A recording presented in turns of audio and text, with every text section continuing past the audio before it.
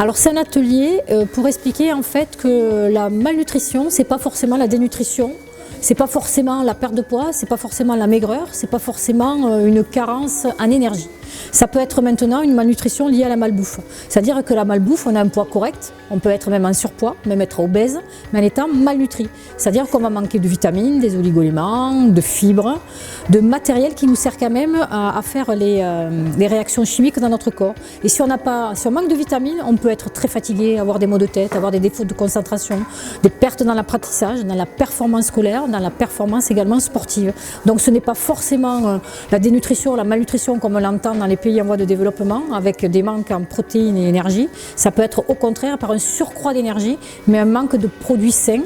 de produits aussi biologiques, parce que notre alimentation est faite d'additifs, de techniques d'auxiliaires de technologie, beaucoup de pesticides, d'engrais, et que finalement on le retrouve dans notre métabolisme, dans nos cellules, et c'est pas très sain pour notre santé, et ça peut dériver à long terme sur des maladies chroniques comme l'obésité, le diabète et parfois même des cancers. Donc c'est pour leur apprendre entre guillemets, de manière interactive, attention, à construire une alimentation équilibrée et à laisser un peu plus de côté la malbouffe, même si, surtout pas leur interdire, parce que sinon après on arrive à l'effet contraire, mais à l'utiliser, à la consommer avec parcimonie.